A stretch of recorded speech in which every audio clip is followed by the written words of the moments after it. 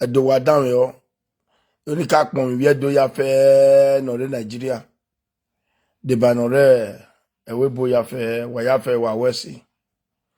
Keno gwa yo go me no ma o keno ma gwa o no ma wa ya fe wa wesi. Ese hin apon wai. Da ya zunu ka gbe ya. Ese we ya pon me. E godi na do bi o wa me. A family na otio no ko na ona Cynthia ona won do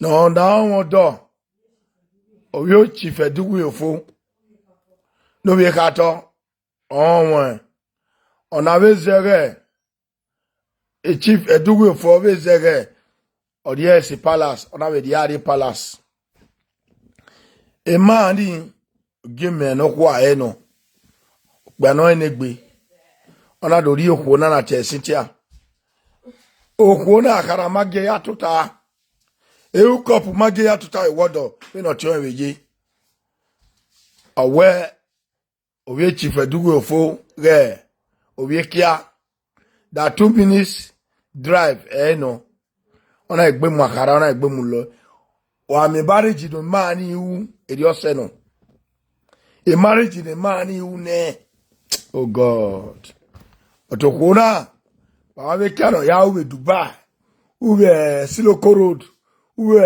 Evuato uwe atiege Oluku Junction uwe Santere ko ya Abuja omagira tuta wodo we got you na omebie o we got you na ono na ikpe a ebie na no do do godimu ona ti abia owa no wi ojo igbinoba ona ti abia owa abia yeson abia yoji abia imu ona do do godimu abia igbe ono na odo do godimu best friend day odi o hamedi even na mother odi even na 10 odi even na iji odi even na sister we not dion o ha have business ye with on o we go there o ha we iku ye gba we ajan gbo so we say ya we supon pa ne ya we ayeku ba we o ma no ratora o ti ra jo ti ra re o ti ra wai o ti ra vie baba ka jiga be wona wo be mo jiga short lip via ti e we imna dovio o be mo jiga ona be do right black a black ni awo gbeso o gari ba we di ba ma ya we party to wa mi wa elo ya no we na we any video raw ni we no yari wa ma a party or no we ala wa ma na we oro ana do pe ma ana ona pe sijire ona we a picture raw ona woro na bi oyo ona we ya history ne okara ne okaye gane okay good na we yes okay good do I know you can go dinner ana do tia no eva and I we just okay nia you know we are send there we are the yam video now that's good on my so do I we can ready our cases when and now we magbe live video I work on my bow my view picture like John way because the Facebook manamio you know we carry the court to even when on a movie at the court now me money when no problem wa boy love you judge you no yak pa Facebook re we yak pa Facebook re no ma na igbo delete picture we ya fe so one problem it's not a sin ona we eyan pa ina ni mazin gbe hetene e kotwa igba na iwo wesi ina wo mi ekone otobo mi ekone in our tradition way Omye kwene. So, obi so ami wa. Obi no makwe. Obi gbon. Obi oto. Obi afuze. Obi no man egbe shakara. Obi no mariara. Na ya hejele. Ine Facebook is na. Ine Facebook is se utagbona. Ama mujela dia. Ama televase. Oh! Shakara olo loje. Shakara olo loje. Shakara olo loje. Shakara. Shakara ridin. Ivye ya mwe yotawe na ofe. Shakara. Shakara wu. Oze suse. Ona ladin. Shakara. I'm rebelling, no. Now I watch him, voilà, on me vitigier la dia. Vitigier la dia, il est là, c'est tout, mais les 7 ans. Il a fait, moi, à 7 ans. Là, on me vitigier, et on va s'en. Poste à Facebook, on va nous guider, mais voilà. Why is she emphasizing? Facebook. Can you jouer à Moujo? Mais oui, tu as posté. Quand il a péré, il joue pas. Bah oui, la poêle à dire.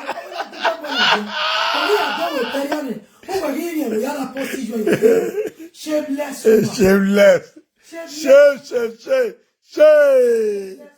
Il vient de Wawese. Avec mes manières de ya faire Wawese. Waswa la vidéo de den. Wage. Imwani pe makpa speak ngwana. Ni a send ni be mi Facebook. Yoni pe ma wa o. Ya ga. Wa dan yo.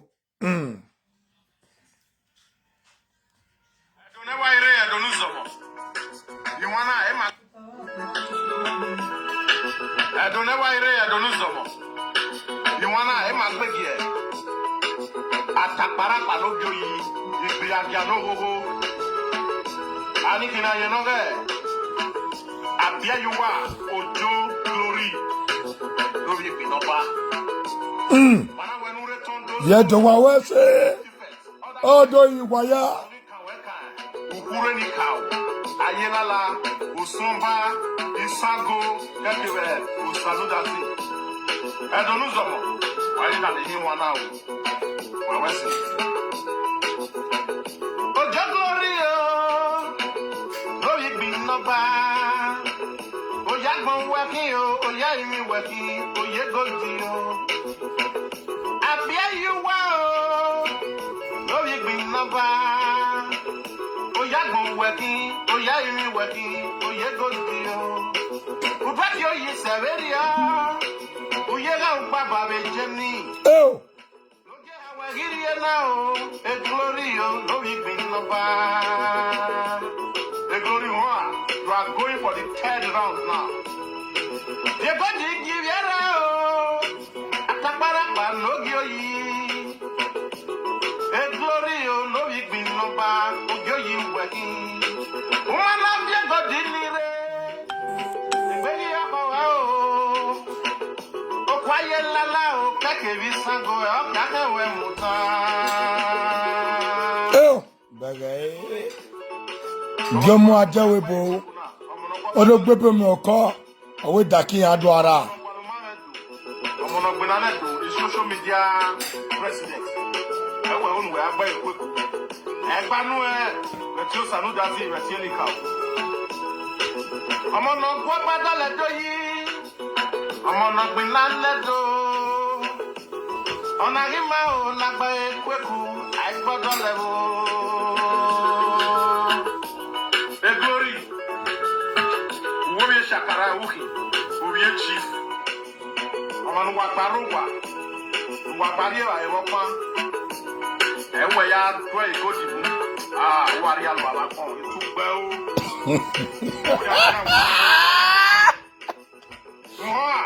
Bise yona e. Omo yawo sono. The glory that they will there. Mami ari bia kugbe. Owe ya big kurie. Ayo mana kugbe mi. Oriano. Biya no gogo. Wari alwa. Ugi wanda Oh, I told her, Mamma. The cannon is son we here. Oh,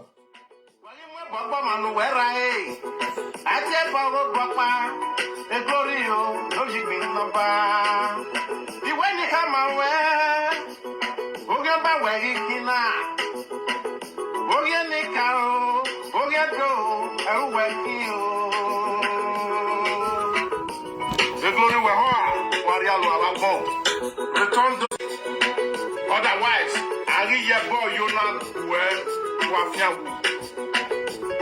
I want to bring attention to everyone about Glory Abdialiwa Ujo, also known as Mama Melissa, who claims to be a Christian and refused to swear at the Ayelala spiritual temple to prove her innocence regarding my missing gold. It appears that she has conspired with babes and fake native daughters who have now placed curse upon themselves, not me. A Glory, return those gold with immediate effect. Otherwise, you will die a miserable death. Everybody are swearing for you. The entire Benin Kingdom, they are swearing for you. Return those gold. You will die a miserable death if you do not return it. You know when you last the entire family of the Dausa were by the Glory, were Piafu Beu, Mundano, I was saying, Glory, Okbema.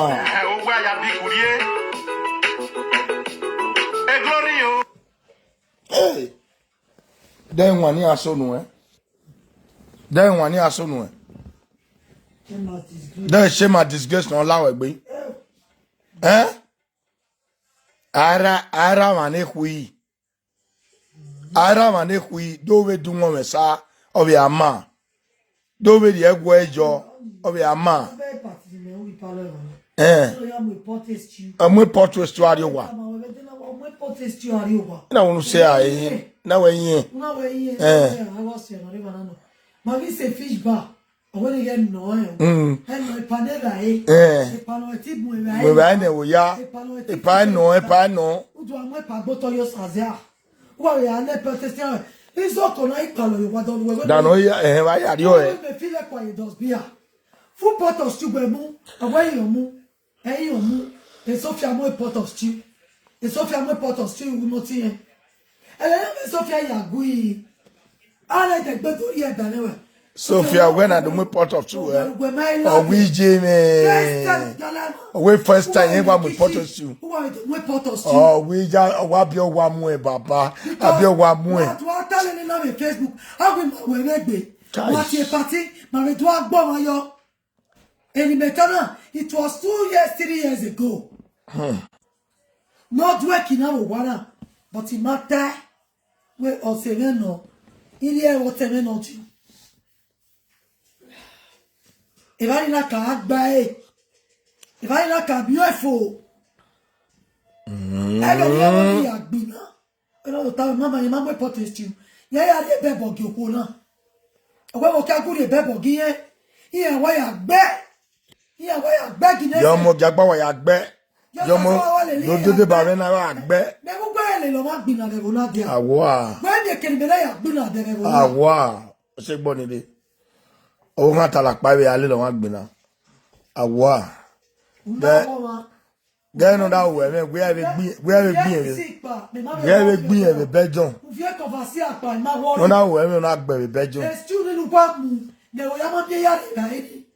He took your letter. All my sweat, my only student. Oh, so about where did Tori carry me? Yo, oh, you go when you have been on the game. Where? I bet a baby, I mean, where you are. You know him with Panama. One body what they jano. Acid Yemureni. Ah, Sabba Lao. They talk away, and they put you there what the well be me. And Merco, it was your work kick equa. Sabba Lao. I no reki. I will do it. So, anyway, the time wa. Obi Binoba. It will not do him bien. If do ya fair no they will bo. Of your good, of your reward, if you go to the other in do ya or in yet do not there in Nigeria. Get video. Wo ya fair do ya view bog ye kene. Do ya wa ne. Avi man my kati me de eyati when you did say ye o friend ye oni na me beni o agbon hin no alaloe e did say oni pa o agbon hin o agbon hin we are wa ete we ya we we na ro wa de we ma be no so no we ama ahela woto ama mi we na ti lawa e na we meta no o agbon hin pa izo oni je wa me ba agbon ya hin inu wa sunu na hin again man avie godi ni de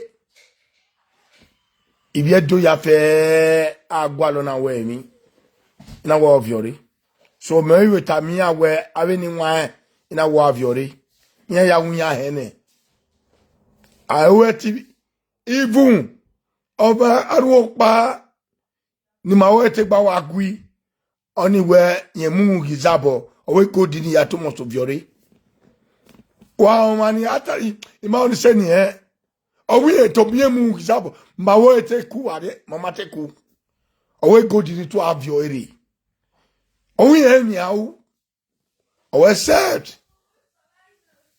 kubwe ke gbewe ya fe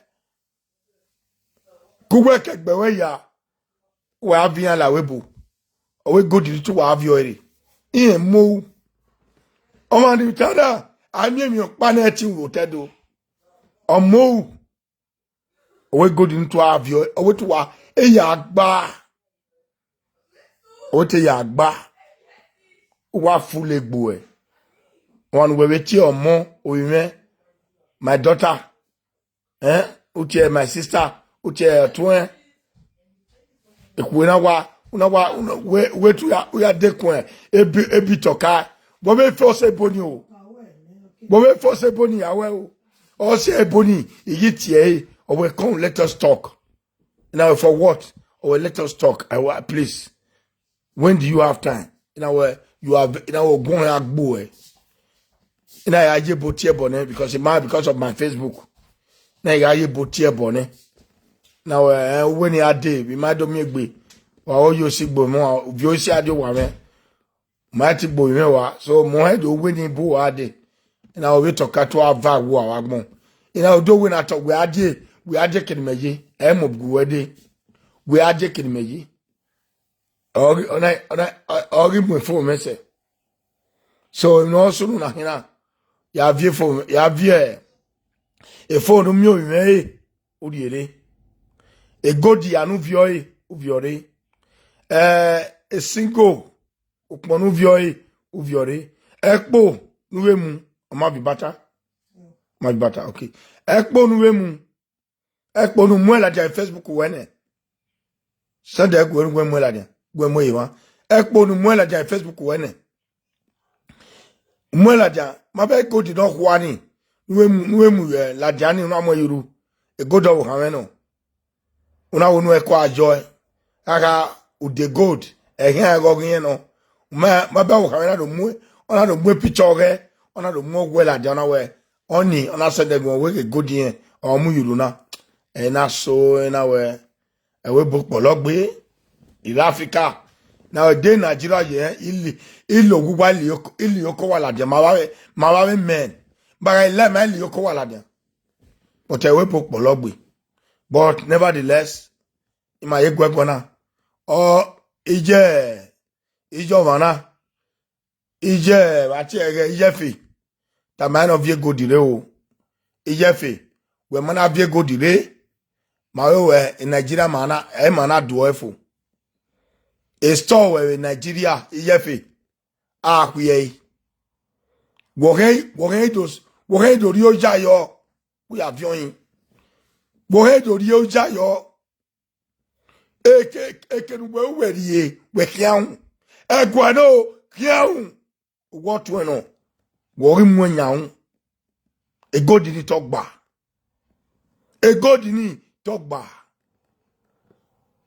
Awa lalu we na we no ta we lare o.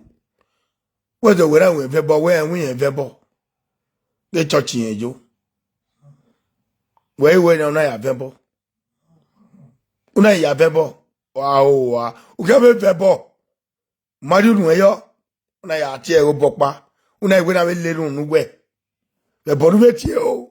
E bonu be tie no abe o. We na lerun nu ba. Abe agbo. Mabe we na edo ya fe ya he. Ya tamawe. Egwa ya hone. Ikame ya hone. Oche deputy governor him. Ocho, even Ocho Ekeka Ocho and Odion.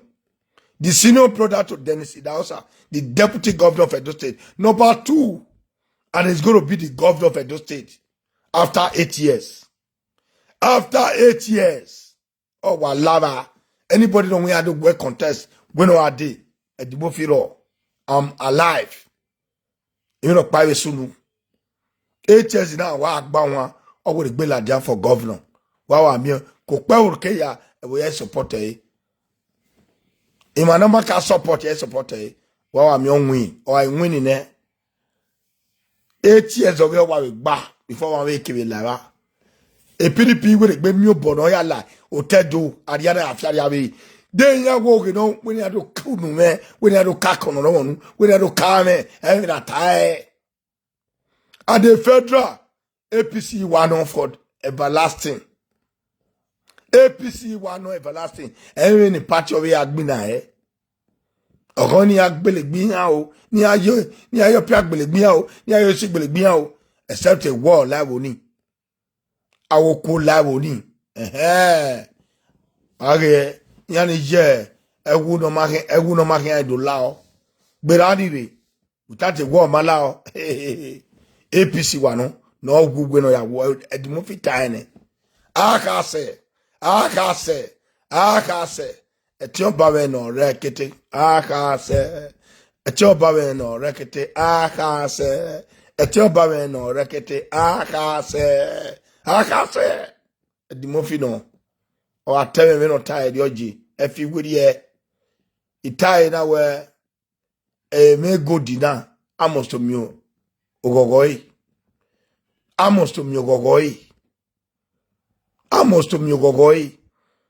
Gogoy somo bone. Waya fe no tie mesi, ayo musician ya fe no tie mesi, waya fe wawesi.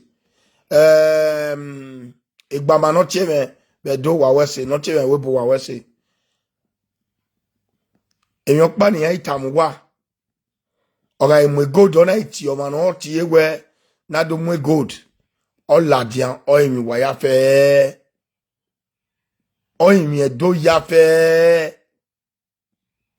Uda ojibe zeda rarara no be do ration oji no ration ti afia wu ojo pagaro imada kugbore mana ari ugbo mada kugbo suwure edero ga edeki ga no emi atam wana aweteme ya agele me na we ewo live video ne paje na emi no pe ne padotana but ya wata edeki ga no edeki ni aya lize ema ya lize wigwe ma iwa kugbore ijima lize ojenle oweje mi ogwe kerebe le madado ge na aviokma anado zoy ana moari ogwa meyi ekere oye ne kona wa vome magiri o me fo na gwe oteme odion ona di ogefo ona di zogefo dokpa ni mebe simi ona di zoge oteme no deputy governor ona we di oge me na we di agbe yara go be idi o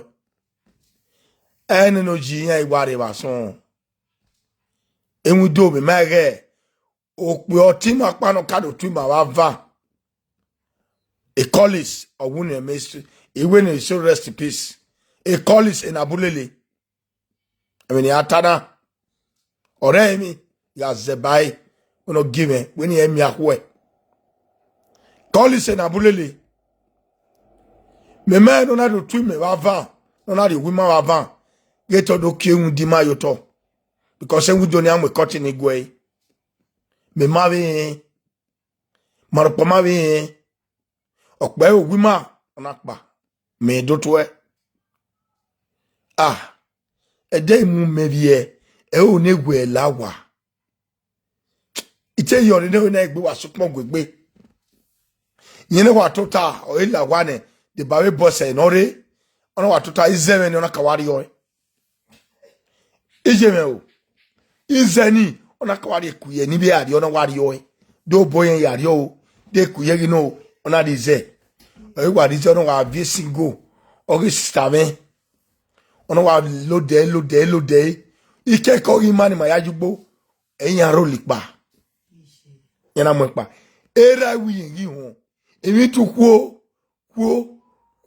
mina ana hina yi onwe na do mudi ayi bai onwe na le fopa era ina bulele oni otinji me no ro onwe na le fopa no wa simije onwe ige owiye keku olawa obieku gbo olawa owo ma pegbe mana wa di sowodo oji onwe na nwa so onwe na oviyan yara tiena oviyan yara tiena onwe na wa boela wa ina knock era wa guma gwana o onwe na knock we ubi ajo ona woni esi ai wona owiwe wo yara tien wodo ona we adinu ta ijena wari ye di otemenu na bulele ijena wari onu ugo bi yara tuen Adawe ona we ona wo ma e problem iro ona wa di touch ona wa bu ma de o ise kin wa ye wo sunu ona wo ji do da ma ona we ye no bi ye ne beno ya la wa sona ye te suspect but owo kiye ya ha ti le lin egbina se bo bi ye so ya we ya but in ye suspect win no na eri ege ni no ona do time motion oni yeme yeme na we sisi wuta ne wa ge ya mu kekela dia ikeke ni bi ya jugbo upono view a single almost 10 August ameno because in have ye na we akin ye be kina abi kin ye akin guy obi ya de single ni ya we ge ni ona won of ye yare o ma gwe istame when near me de ye vai ye do yo oh o ma we age lo sunu ye ojo mo kwata ma ona se ye do lele so kolisi na avion no o ti o go sare me no guna ona avion sare me no ya hin be beki sare me gi hin beki ona so pa ona arun pa asoya swa na arun pa estaregi kubo de ona we esingi na hina ona we je esingo me na hin ijira we ya won e wo pa de singo na we je esingo me na hin ona anno sare me na we esingo na hin no sare me wa ona won sare me no mudia ona wa ye bom mama totoi awa bom mama we ke kini evia yen do 5 evia yo Sante na ona we ya 5 no ogiye no yin da se na evia yen do na we unu yen to evia yo ohun maka ona we 5 oro aize do egbe ana we o ma mi ko eje na o ma aya mu sango na ke yo ana wa mu sango na ya ke yo ina do rule me kolisi are webo e kolisi wa sa webo ina gbe kolisi wa webo ina wa gbe na wa bu no we ina do wife wa ina gbe na bu no we ina do wife wa ai gere wogu ina na so we mi yo gba wi sango don gbe o why o because arawa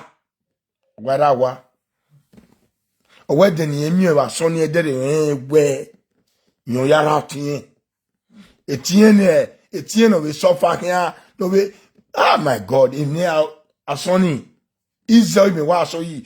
Single. Ize ni radio. Ize o ya di sebe. Ize we so. Have your to go that woman come. Ize ni me wa mu yo to. We obije me. He told him every deki I alize. Imagine you give go pass one. Every deki. Ima ya go go oyin na emi po. Oyin na emi po. Yes. So in metamu wera ori wu ba. Era ma vie. Era ma vie. Na ma vie. Yera pa.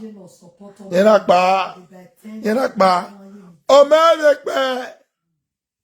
O bien no dion. O bien no dion. O bien college no dion.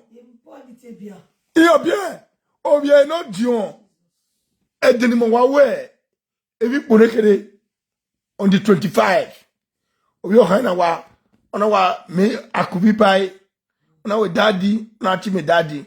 Now how are you? Not to ina wa ona te ni elele ade e salobo awe ni elele ade o dede o do dede ma o do ina wa no ina wa coming. If I come I will buy you something me na tama radio na fi o boda na woni je gba o re o me na pa o ma pe kiri ya sori ya we o wa tuta ifo pa de we akolas Akemo hospital wa wo e boy ma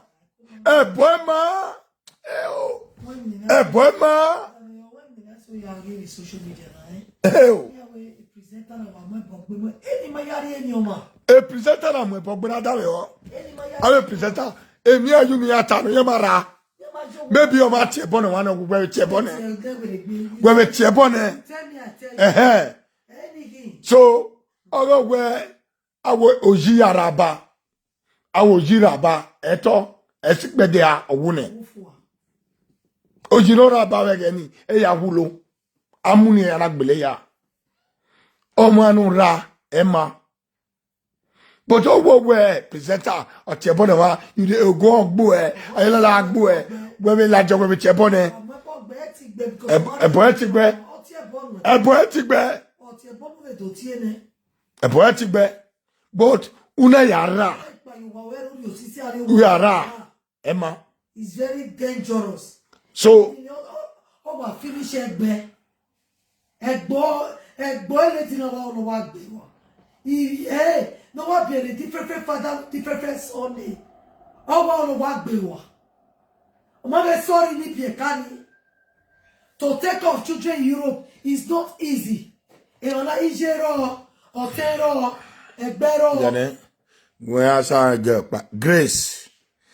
Grace proof. Proof, man. We what about no be she carry on. When tamawe. Obiya do we hin. Mudiane, obiya do we. Obiya do we hin. Let me tell you one thing. Uga obiya do. What boy, all have a kawu mari. What boy have a kawuri. O me no ya behavior na ka we marry. Ana accuse you me my sister.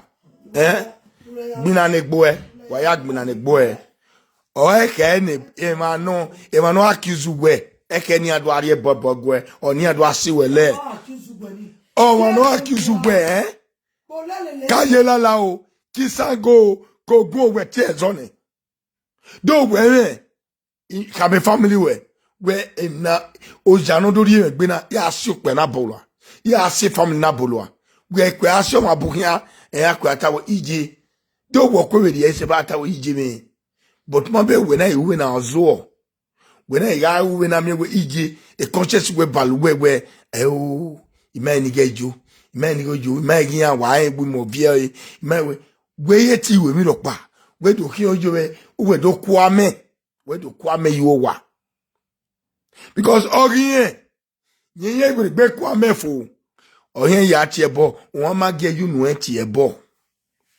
won ma ge be fe wi yen ga on pa en ba wa e ma ri force na ni we ya ti owe o ya ti because it cannot yo be tie we o ga ti iye ya wulo o pa we ke iye ya wa mi o o mana ge ma ni gwagbe ibi ya gulo eni wati me pawe na we ya musango ya ti ewe but ya mo ye Facebook ya musango loe bi go bazowa ni ati number 1 de kwa banwa ni ati yo number 2 I be a Facebook o number 3 ye we atu de mari ati ovia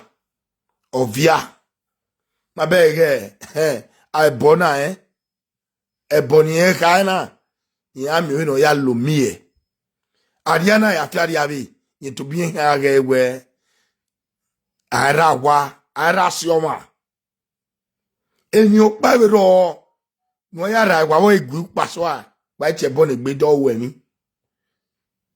dan wa ya do emi no ya mu egbe emi a gold don't worth more than €100,000 who ya do emu we no mani no wa nwa one of your bokwahara my sister in san wene ma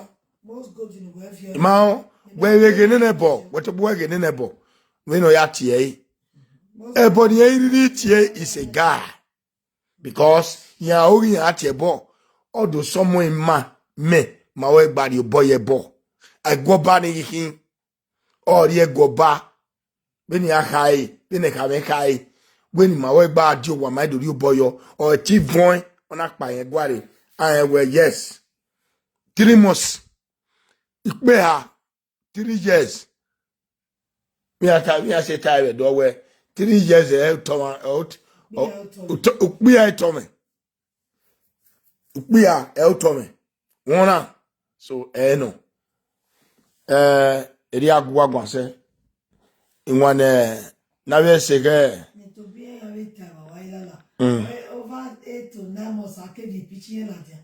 Only at your may say no yard me. Bege. Oh, I didn't know yard of what. No, I get no, yeah, you will call oh. I did a cool a boy, not a bogby. Where worry? We are a boy. I don't know why I expected. I don't know why I don't know. You wanna Emma Peggy? Atakara Panogi. Ibiagiano go Anikina Yenoge Abia you are Ojo Glory Pinoba. But when we return those gold with immediate effect, otherwise only can we can Ukureni cow Nomba Isago Kakewe Usaludasi Edonuzomo. Why you can hear one now?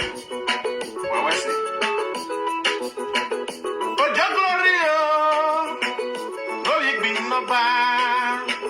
Oyagbon working o, oya working, oye go dio. Abia you wa o, no you been number. Oyagbon working, oya working, oye go dio. Ubakyo yi severia, oye ga baba be jeni. Look at how I get here now, a glory o, no you been number. A glory one. You are going for the 3rd round now. You're going to give your out. Ataparapa no gyoyi. A glory no big bin no ba. Gyoyi working. Woman of your god in it. The baby of our oh, quiet lala, oh, Kakevi Sango, Kakawe Muta. The glory. One way on where I pay a quick now. I'm on a papa to ye. I'm on a Palomanato. I'm on a Bananato, the social media president. I will on where I pay a quick. And Banue, the two Sanudazi, Rasianica. I'm on a Guapata to ye. I'm on a Bananato. On a Rima, on a pay a quick. I got a level. The glory. Wobie Shakara Uki. Wobie chief. Aman Wabaruwa. Wabaria Europa. Ewe ya dwe go di. Wari alwala kon. Etu bel. Uka fia wudu ri oga ku e. Mwa. We say your name. Omo ya wo so. The glory. gade wote. Mami ari bia kupe. Owa ya bikurie ayo mana kudemi. Oriana o. Bi aja no gogo wari alwa. Ugi wanda wo wa. Odara we okia o e. Adoma koyo na o. Onari ma o. The glory o. Wala dwa my God you. Wali mwe baba manu wera e. Aje bawo baba. The glory o. No jigbin number. Iwe ni kama we. Oge ba we kina. Oge ni ka o. Oge do. Eru we ki o. The glory we ho. Wali alu awagbon. Return those gold with immediate effects. Otherwise, Ari Yebo Yona I want to bring attention to everyone about Glory Abiyajuwa Ojo Ibinoba, also known as Mama Melissa, who claims to be a Christian and refused to swear at the Ayelala spiritual temple to prove her innocence regarding my missing gold. It appears that she has conspired with babes and fake native daughters who have now placed curse upon themselves, not me. A glory, return those gold with immediate effect. Otherwise, you will die a miserable death. Everybody are swearing for you. The entire Benin kingdom, they are swearing for you. Return those gold. You will die a miserable death if you do not return it. You know when you last the entire family of the Tausa wa by the glory wa biakugbe o mudano umuda e glory ki o wa ya bikurie e glory o wana de yo ano so eto amawagbon keke nure aje ote Nigeria otewe bojo keke nure aje to amawagbon Odemetan wa ni bia domu dia ina Odemetan wa ni bia domu dia ina salo bo ato o amudia no wafo akugbe aguwa ma ben ndani ro bia donu ndani ro we agbunwo wa ma be no je ma be no je wa mi po ma be family wa yobo wa han agbe yan get Facebook na ni amate won wa get Facebook na ma won wa get Facebook na ma wa ma era ma jo ma gbenu wa kere yeah so anything wa ni we ban ro egbe wa to our deputy egbe wa to our governor egbe wa to our president e don ha aye o cause post no we say ma we ye won pe awon ko no la o no you go no magwe e ma ye do no manoro ne manoro ti aga sunwu o pe ino ko ino no woni eri a no woni eri a do wa no woni emu adori a o yo ma na gbo no brit ne woni emu adori a o lubidie owu dan wu panpan la igbe wu panpan la igbe wu panpan la igbe wu panpan la igbe ara gwayo to na guyoko ara gwayo to na gunya ara gwayo to na gugai e de wa ni han aye Idion ikoe. Eminu do ikoe. We have ye go di ladiano logoma la wegbe. Awe bona ya fe e glory abia wa. Oga yu enmwe kason kavan. Ise wa hin wi e o.